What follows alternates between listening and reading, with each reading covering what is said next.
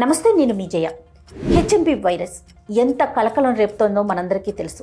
నిజంగా అప్రమత్తంగా ఉండాల్సిన సమయం ఆసన్నమయ్యిందా అంటే అవుననే వినిపిస్తోంది.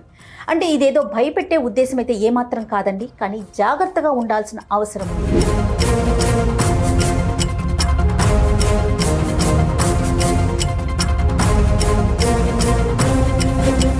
ఎలాంటి జాగ్రత్తలు తీసుకోవాలి, ఎలాంటి ఆహారం తీసుకోవాలి, ఎలాంటి నియమాలు పాటించాలి, ఈ విషయాలన్నీ కూడా సీనియర్ పల్మనాలజిస్ట్ డాక్టర్ వ్యాకరణ నాగేశ్వర్ గారు మనతో ఫోన్లో మాట్లాడటానికి సిద్ధంగా ఉన్నారు. ఒకసారి ఆయనతో మాట్లాడే ప్రయత్నం చేద్దాం. ఆయన అంటే ఎలాంటి సూచనలు సలహాలు అందిస్తారు అనే విషయాన్ని ఆయన మాటల్లోనే మనం తెలుసుకునే ప్రయత్నం చేద్దాం. హలో, నమస్తే డాక్టర్ గారు. నమస్కారం అమ్మా. నాగేశ్వర్ గారు, మనం చూస్తా ఉన్నాం హెచ్ఎంపీ వైరస్ గురించి. డిసెంబర్ 25 నుంచి చైనాలో కలకలం రేపుతోంది. ప్రజలంతా కూడా అక్కడ అప్రమత్తమవుతున్నారు, మాస్కులు వేసుకుంటున్నారు. కోవిడ్ టైంలో ఎలాంటి జాగ్రత్తలు తీసుకున్నామో అలాంటి సిచ్యువేషనే రన్ అవుతోంది. సో ప్రెజెంట్ మన కండిషన్ ఏంటంటే, ఎందుకంటే ఈ రోజే ఒక కేసు నమోదైనట్లుగా కూడా తెలుస్తా ఉంది బెంగళూరులో. ఒక వైరాలజిస్ట్గా మీరు ఏం చెప్తారు నాగేశ్వర్ గారు? నమస్కారం అండి. నేను డాక్టర్ వ్యాకరణం నాగేశ్వర్, పల్మనాలజిస్ట్, అలర్జిస్ట్, ఇమ్యునాలజిస్ట్ అమ్మా. మీరు అడిగిన దానికి కరెక్ట్ గా సమాధానం ఏంటంటే, మనం ఇప్పుడు మాట్లాడుకునే సమయానికి ఒక కేసు కాదమ్మా, 2 కేసులు బెంగళూరులో డిసైడ్ అయినాయని ఐసీఎంఆర్ వాళ్ళు ఇప్పుడు డిక్లేర్ చేయడం జరిగింది. ఓకే. అయితే ఇక్కడ మనం గమనించవలసింది ఏంటంటే, ఇంట్లో పాములు దూరిన తర్వాత అది పెద్ద పామా చిన్న పామా అది ఏమైనా చేస్తుందా మనం చేయదా, ఈ డిబేట్ ఇప్పుడు టైం లేదమ్మా మనకి. We are entering into very critical phase.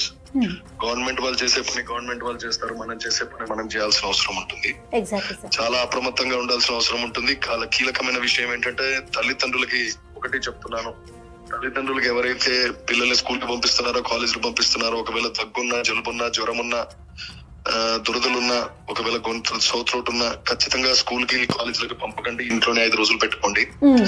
ఏం పర్లేదని పంపిస్తాను, అవసరంగా ఇన్ఫెక్షన్ సోకే అవకాశం ఉంటుంది. బెంగళూరులో ఫస్ట్ కిట్ 8 నెలల చిన్నారికి వచ్చినప్పుడు దాని హిస్టరీ కూడా ఎక్కడ ట్రావెల్ లేదు, హిస్టరీ ఎక్కడ కాంటాక్ట్ లేదు. మరి ఆ అమ్మాయికి ఎలా వచ్చింది, చిన్న పాపకి? సో దాని అర్థం ఏంటంటే, వ్యాప్తి చెందింది. ఇది ఎవరికి ఎప్పుడు కొడుతుందో తెలియదు. ఈ సత్యాన్ని గమనించాల్సిన అవసరం ఉంటుంది. ఫస్ట్ గమనించవలసింది తల్లిదండ్రులు. నెక్స్ట్ ఎడ్యుకేషనల్ ఇన్స్టిట్యూషన్స్ అంటే, ఇప్పుడు మనకి సంక్రాంతి హాలిడేస్ కదా, సరదాగా కోడి పందాల్లో వెళ్ళిపోయి ఆహా ఓహో అని కూడా ఆడుకుంటూ ఉంటే అక్కడ తగిలే అవకాశం ఉంటుంది. సో అందరికి విలేజ్ పంచాయతీ లెవెల్ నుంచి ముఖ్యమంత్రి కార్యాలయం వరకు అప్రమత్తంగా ఉండాల్సిన అవసరం ఉంటుంది.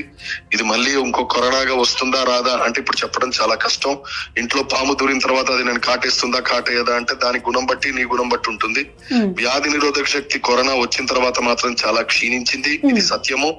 వ్యాధి నిరోధక శక్తి క్షీణించిందంటే 3 సైంటిఫిక్ వర్డ్స్ ఉంటాయి. ఒకటేమో హైపర్ సైటోకినిమియా అని అంటాం, రెండేమో మాస్ట్ సెల్ యాక్టివేషన్ ఎక్కువైందని అంటాం, మూడోది గట్ డిస్బయోసిస్ అంటాం. అంటే కరోనా వైరస్ వచ్చిన తర్వాత ఈ 3 భయంకరమైన మార్పులు శరీరంలో చేసిపోయింది. ఈ భయంకరమైన 3 మార్పులు చేయడం అంటే దాని అర్థం, ఇనుప రాటు మీద నిప్పు రవ్వ పడితే ఏం కాదు, కానీ అదే కిరోసిన్ లో తడి ఉన్న గుడ్డ మీద నిప్పు రవ్వ పడితే బగ్గుమంటుంది.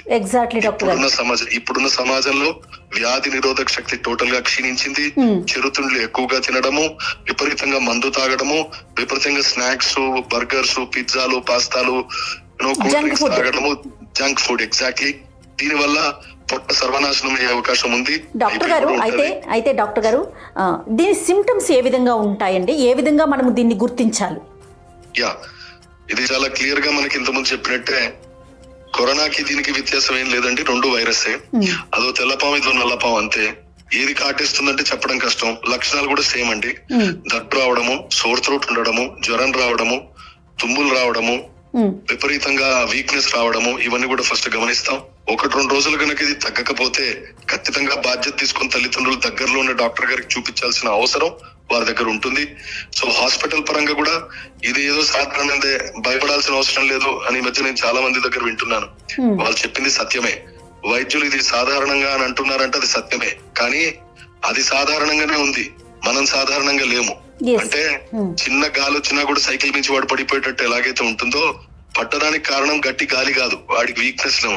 అలాగే వైరస్ హెచ్ఎంపీవీది, ఇది సాధారణ ఇన్ఫెక్షన్స్ వచ్చిపోయేది, ఇది పెద్ద కంగారేం లేదు. కానీ ఇప్పుడు రావడం అనేది చాలా డేంజరస్. ఎందుకంటే ఆల్రెడీ కరోనా మార్పులు శరీరంలో చేసిపోయింది కరోనా. అంటే పిచ్ అంతా రెడీగా చేసింది, ఇప్పుడు గేమ్ ఆడటానికి వచ్చింది అన్నట్టు చెప్పొచ్చు. ఓకే. సో అందుకని మొదటి రోజు నుంచి నేను చెప్తూనే ఉన్నాను, అశ్రద్ధ చేయవద్దు, మన ఇమ్యూన్ సిస్టమ్ క్షీణించి ఉంది, మనం జాగ్రత్తగా కాపాడుకోవాలి. రోగి బలమా రోగ బలమా, నువ్వా నేనా అనే లెవెల్లో ఇంకో 15 అంటే days ఇక్కడ వయసుతో సంబంధం లేదు. ఎవరైతే ఇమ్యూన్ సిస్టమ్ స్ట్రాంగ్ గా ఉంటుందో వాళ్ళు పర్వాలేదు, ఇమ్యూన్ సిస్టమ్ ఎవరైతే కొంచెం డౌన్ ఫాల్ లో ఉంటారో వాళ్ళు తగిన జాగ్రత్తలు తీసుకోవాలి అంటారు. అంతే కదా డాక్టర్ గారు? Exactly madam. ఓకే. ఎందుకంటే చిన్న పిల్లల్లో ఇమ్యూన్ సిస్టమ్ అంతా ఇంకా గ్రో అవ్వదు కాదు 1 year లోపల. సో వాళ్ళు చాలా అప్రమత్తంగా ఉండాలి. అలాగే 14 years లోపల కూడా జాగ్రత్తగా ఉండాలి. ఎల్డర్లీ ఏజ్ గ్రూప్ 50, 60, 70 వాళ్ళు చాలా జాగ్రత్తగా ఉండాలి. ఇమ్యూన్ సిస్టమ్ కాంప్రమైజ్ అయిన వాళ్ళు, HIV రోగులు కానీ అవయవ మార్పిడి జరిగిన వాళ్ళు, వీళ్ళందరూ కూడా చాలా అప్రమత్తంగా ఉండాలి. లేదన్నట్టయితే వైరస్ సోకుతుంది. వైరస్ సోకితే ఏమైతుందంటే అంత కంగారు పడాల్సిన అవసరం లేదని అంటారు. సోకిన వాడికి తెలుస్తుంది పరిస్థితి ఏమిటి, కోలుకుంటాడా కోలుకోడా అని. సో ఒక వైద్యులాగా, ఒక పల్మనాలజిస్ట్ లాగా, ఒక ఇమ్యూనాలజిస్ట్ లాగా అప్రమత్తంగా ఉండడం అవసరమే. ఓకే. ఎలాంటి జాగ్రత్తలు తీసుకోవాలండి? అంటే కోవిడ్ టైంలో మనం ఎలా అయితే సోషల్ డిస్టెన్స్ మెయింటైన్ చేశామో అలాంటి జాగ్రత్తలన్నీ కూడా ఇప్పుడు కూడా తీసుకోవాల్సిన అవసరం ఉందంటారా డాక్టర్ గారు? నేను మీతో 100% ఏకీభవిస్తున్నాను.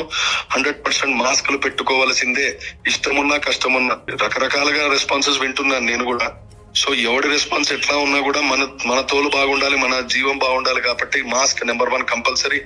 నెంబర్ 2 మనకు కావాల్సింది ఏంటంటే మాస్క్ తో పాటు శానిటైజేషన్ చేయాలి. అంటే హ్యాండ్ శానిటైజర్స్ ఉంటే హ్యాండ్ శానిటైజర్, లేదు పర్లేదు కనీసం డెటాల్ సోప్ ఉంది అక్కడ. డెటాల్ సోప్ కరెక్ట్ గా మీరు ఏదైనా ముట్టుకున్నా, ఎక్కడ వెళ్ళినా, షాప్ కి వెళ్ళినా, బయటకు వచ్చినా, ఎక్కడైనా ఫ్లోరింగ్ ఏదైనా ముట్టుకున్నా అక్కడ తడున్నా వెంటనే కడుక్కోండి. కడుక్కోవడం ఎక్కువ 2 సార్లు కడుక్కుంటే తప్పేం లేదు, ఎందుకంటే వైరస్ వెళ్ళిపోయే అవసరం. ముఖ్యమైన 3వ విషయం చెప్తున్నాను, దీని ఎంట్రీ పాయింట్ దగ్గర, గేట్ దగ్గర సెక్యూరిటీ వాళ్ళు ఎట్లాగైతే గట్టిగా ఉంటారో అది మనం పెట్టాలి. ఏమిటా గేటు, ఏమిటా సెక్యూరిటీ?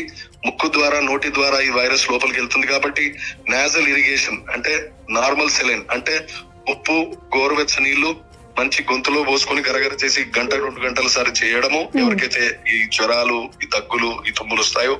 తర్వాత ముక్కులోంచి జలనీతి అనే ఆయుర్వేద చికిత్సా విధానం ఉంటుంది. అది మాకు ఎట్లాగో లేదు అలోపతిలో, కాబట్టి కనీసం బతకాలి. కాబట్టి అలోపతి, ఆయుర్వేద బతకడం కాదు, మనిషి బతకాలి ఫస్ట్. సో అందుకనే మనుషులు ఈ జలనీతి అనే టెక్నిక్ ఉంటుంది. ఈ టెక్నిక్ నేర్చుకోండి. ముక్కులో నేజల్ ఇరిగేషన్ అంటాం మేము దీన్ని.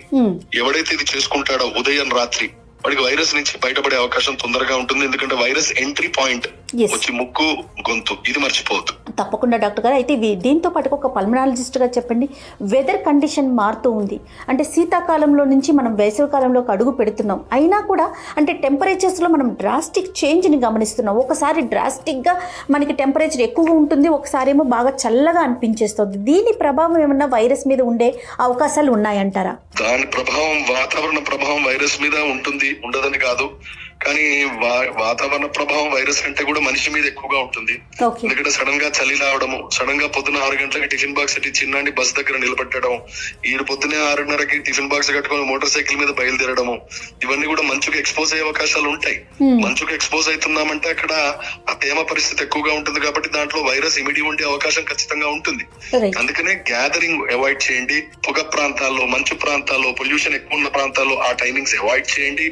ఇవన్నీ కూడా మనం ఇప్పుడు చేసినట్టయితే దీన్ని తీవ్ర స్థాయిగా మనం తీసుకెళ్లకుండా శుభ్రంగా కంట్రోల్ చేసే అవకాశం ఉంటుంది. ఇదంతా అయిపోయిన తర్వాత చేతులు కాలైతే ఆకులు పట్టుకునే పరిస్థితి చేయకూడదు. రైట్. ఒక పల్మనాలజిస్ట్ గా ఫైనల్ గా ఏం చెప్తారండి ప్రేక్షకులందరికీ కూడా? రైట్. ఇది నన్ను ఏమైనా చేస్తుందా చేయదా అనే విషయం మీకు సంబంధం లేదు.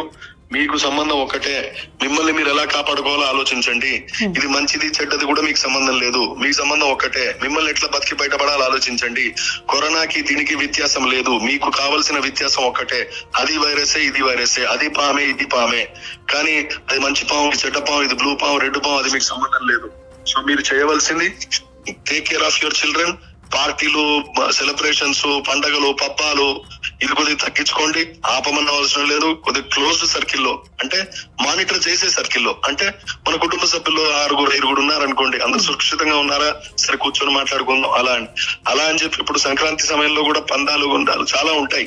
సో దాంట్లో కూడా అందుకనే చెప్పా, సర్పంచ్ లెవెల్ నుంచి ముఖ్యమంత్రి వరకు చాలా అప్రమత్తంగా ఉండాలి. లేదంటే తుఫాన్ ఎలాగైతే బీభత్సం అవుతుందో అలా జరిగే అవకాశాలు లేకపోలేదు. రైట్ డాక్టర్ గారు, థ్యాంక్ యూ సో మచ్ అండి. నాకు ఫోన్ లైన్లో మీరు అందుబాటులోకి వచ్చినందుకు. నమస్తే. నమస్కారం అమ్మా. నమస్తే.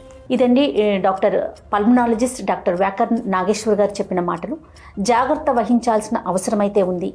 ఏముందిలే, మనల్ని ఏం చేస్తుందిలే అనే అశ్రద్ధ ఏమాత్రం పెట్టకండి, తగిన జాగ్రత్తలు తీసుకోండి. అలానే ఇంట్లో పిల్లలకి ఏమాత్రం జలుబు, దగ్గు, జ్వరం ఇలాంటి లక్షణాలు కనిపిస్తే కనుక వాళ్ళని స్కూళ్ళకి కానీ లేకుంటే కాలేజెస్కి కానీ పంపించకుండా తగిన జాగ్రత్తలు తీసుకోండి. వెంటనే ఎక్స్పర్ట్స్ యొక్క సలహాలు, సూచనలు తీసుకోండి. నమస్తే.